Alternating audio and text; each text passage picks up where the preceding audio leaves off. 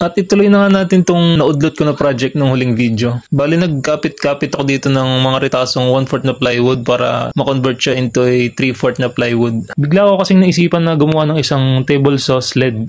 Kaso wala akong available na 3/4 na plywood dito. Kaya ginamit ko na lang tong 1/4 na plywood na nakatambak dito sa likod. So madami na naglalabasa na mga advanced na table saw sled sa internet. Kaso syempre dito muna tayo sa basic lang. Syempre hindi naman tayo pro. Narin na may libangan lang namin pag may time. Kaya inuulit ko dun sa mga gustong magpagawa dyan. Pasensya na po, hindi po kami natanggap ng paggawa. At talaga naman pong limitado lang naman ang oras namin sa paggagawa dito sa likod. Kaya nga humadalang na rin kami makapag-upload ng video gawa ng napaka-busy sa trabaho. At syempre gagamit tayo ng kung anong available lang na materials dito sa DIY shop namin. At ito naman po ang gagawin kong fence ng ating sled. Paluchino wood naman ho ito.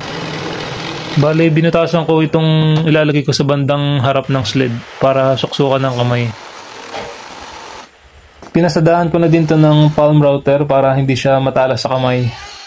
Bale, ito hindi ko na rin original na design. Napanood ko lang din na rin sa pagbabrowse ng mga video sa internet.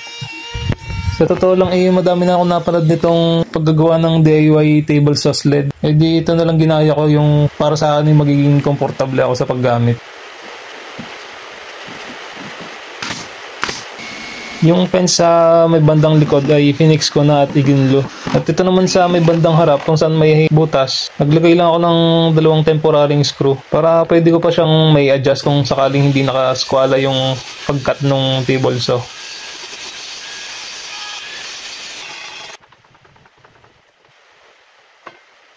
Tulad niyan, hindi siya nakaskwala. Kahit konting-konti lang ang diferensya niyan ay napakalaking epekto niyan sa paggagawa ng mga DIY project. So yan, mag-adjust tayo ng konti dito sa isang side.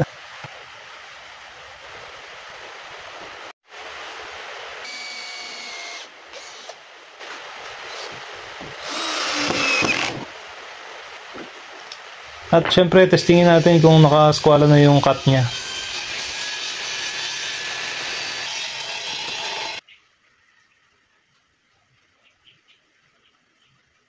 At dahil nakaskwala na ay i-fix ko na rin tong fence sa may bandang harap. So ito, magta-try naman ako ng M&T joint or mortise and tenon joint. Bali, isa siya sa matanda na or matagal ng method ng pagja-joint ng dalawang kahoy. So kung wala tong ginawa ko na to na table saw sled ay baka mahirapan ako sa paggagawa nitong joint na ito.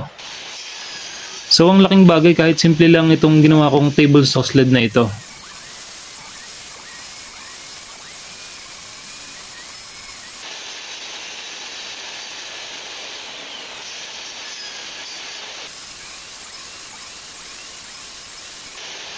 So actually, tenon lang yung ginawa ko dito sa pamamagitan ng paggamit ng table saw sled.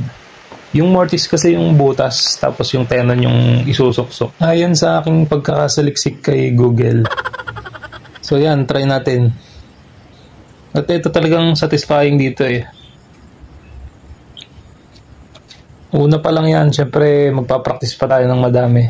Saka mag-experiment pa ulit tayo ng iba. Kaya sa susunod na video na lang ulit. Salamat sa panonood.